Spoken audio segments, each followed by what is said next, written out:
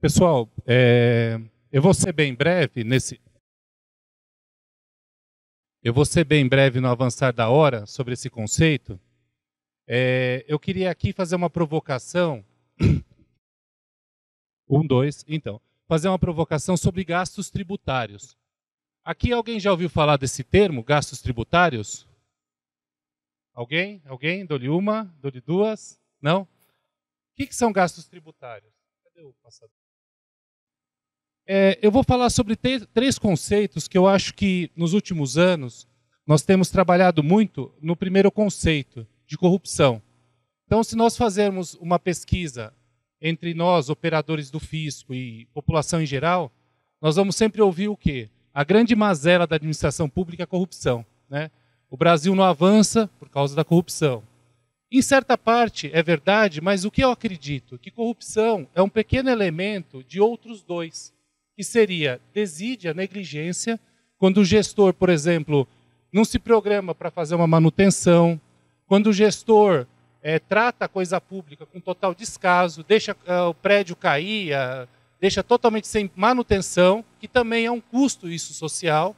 E o terceiro caso, que a imprensa não divulga, até por motivos óbvios, que é o gasto público. O que é o gasto público?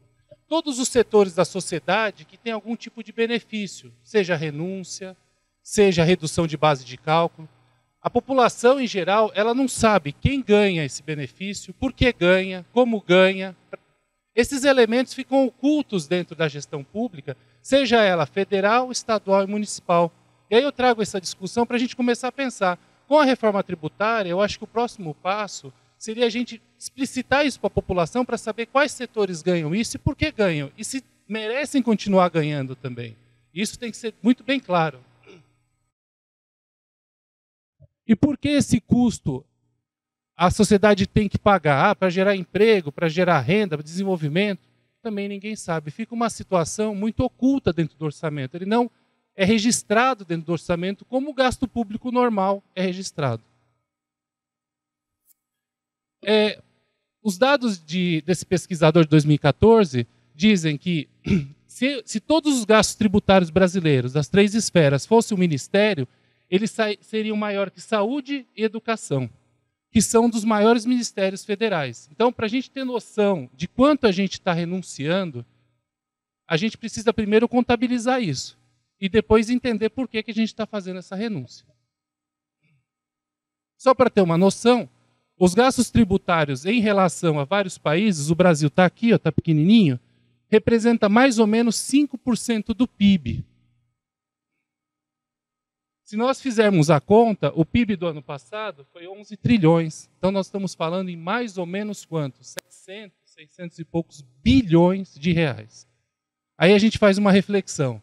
Nós fazemos uma reforma da Previdência em 2019 para economizar 800 bilhões em 30 anos. Nós estamos abrindo mão, nas três esferas, de 600 bilhões de reais.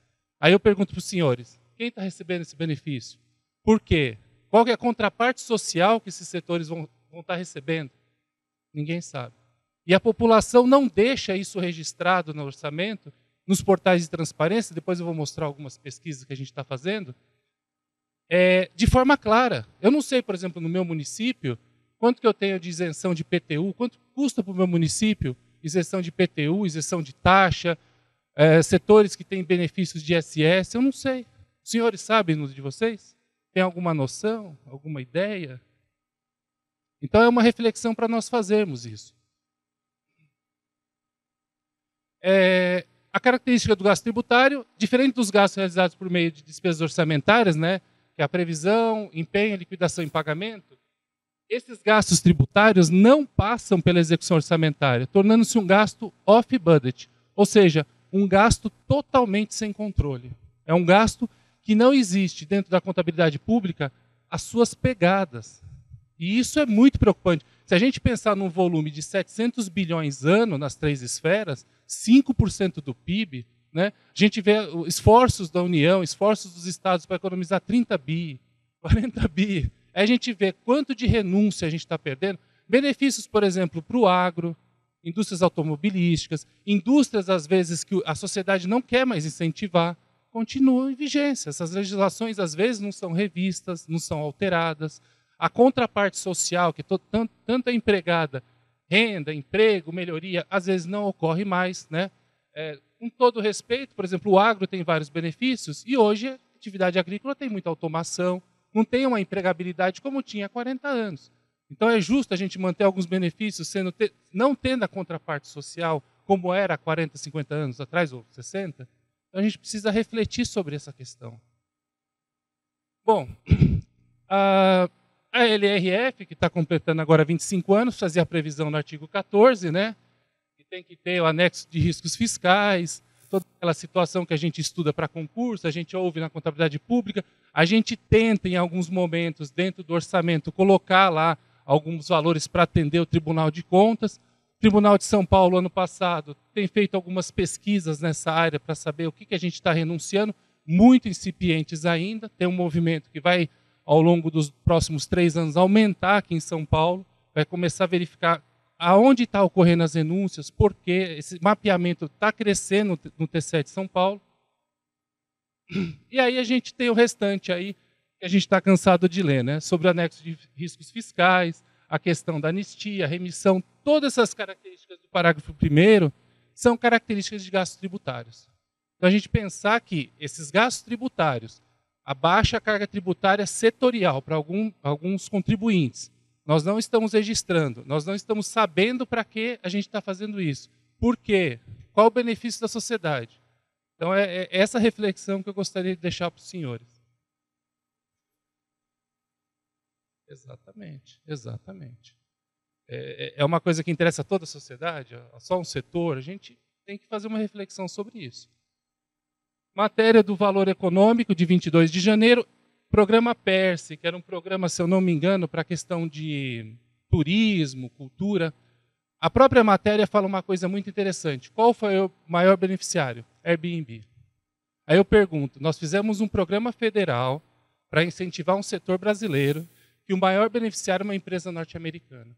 Então, a gente precisa começar a pensar de forma estratégica, né? Acho que o primeiro passo, mapear isso. Segundo passo, pensar, eu vou abrir mão de receita tributária. Por quê? Para incentivar um setor estrangeiro, uma empresa estrangeira? Então, uma matéria de 22 de junho falando justamente isso. Quando eu li essa matéria, eu falei, gente, a gente não tem noção do que a gente está fazendo. Vamos pensar bem. A gente está incentivando uma empresa que não está gerando benefício nenhum para a sociedade brasileira. E está custando aos contribuintes essa renúncia. Porque a gente está fazendo subsídio a uma empresa estrangeira. Tá? Bom, para 26, o governo estadual prevê uma ampliação, né? Então, assim, outra reflexão. A gente não contabiliza, a gente não está pensando e a gente está ampliando, né? E aí eu volto à questão da reforma previdenciária. Nós lutamos para fazer uma reforma previdenciária a um custo social altíssimo, para ter uma previsão de economia em 30, 40 anos. Nós estamos abrindo mão de receita. E o pior, a gente não está informando a sociedade quanto ela está deixando de arrecadar, quanto está custando para cada um de nós. Eu fiz uma brincadeira rápida, entrei no portal de transparência de São Paulo e comecei a olhar, essa informação não está descrita. Essa informação você não encontra ela fácil. Eu não sei, por exemplo, os programas de incentivo de São Paulo, quanto custa para a população de São Paulo isso? Turismo, cultura, não sei. E isso está sendo algo que está sendo tirado da sociedade e dado para grupos econômicos constituídos por algum motivo. Vou incentivar o emprego, vou melhorar aquela atividade, eu quero produzir algum resultado aqui. A gente precisa explicar para a sociedade, olha, incentivar a cultura naquela cidade, naquela região, custa para aquela sociedade 10 milhões de reais. Vamos manter? Não vamos? Para quem a gente vai dar? A gente não sabe.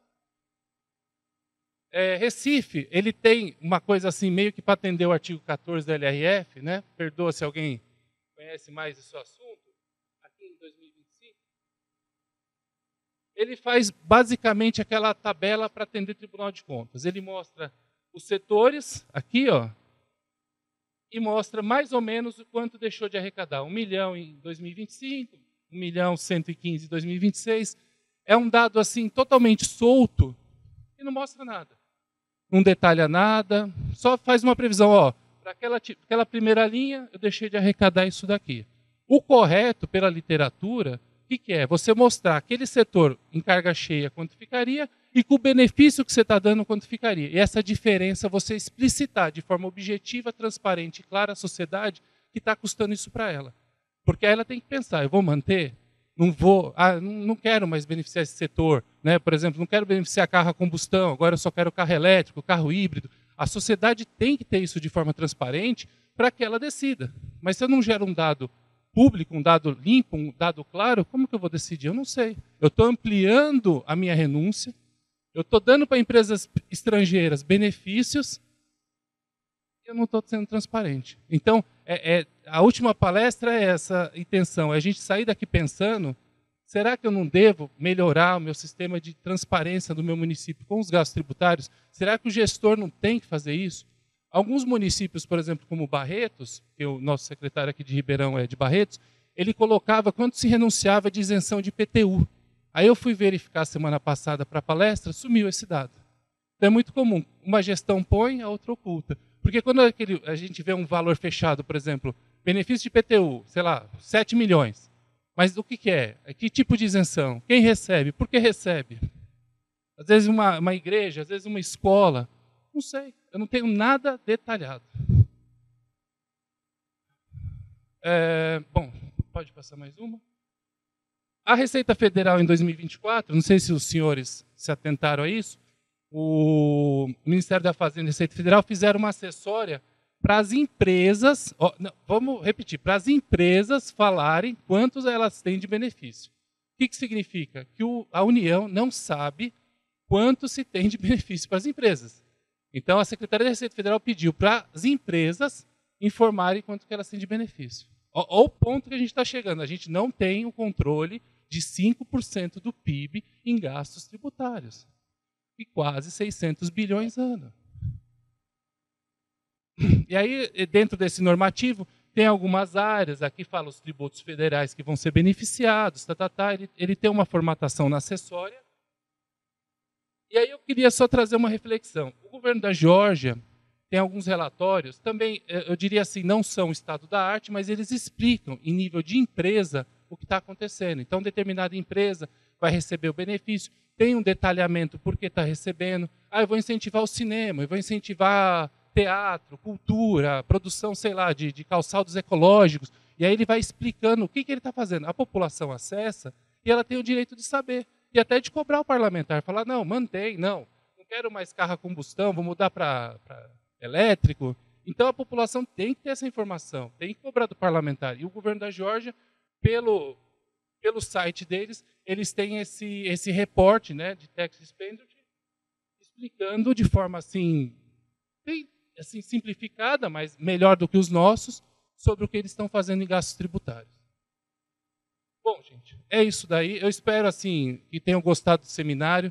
A ideia é que a gente saia num conceito na cabeça, né? Falando sobre corrupção, desídia, né? Má gestão e gastos tributários. E pensar o seguinte, será que essas entidades, essas organizações querem realmente que a gente tenha essa publicidade dessa informação? Será que é interessante saber que, por exemplo, um setor que às vezes não é mais estratégico, foi há 60 anos atrás, ganha um benefício, tem que manter? Então a gente precisa pensar. E o volume, eu acredito que 600 e poucos bilhões de reais por ano é bem significativo. Tá bom? Então é isso, agradeço a todos e obrigado pela participação.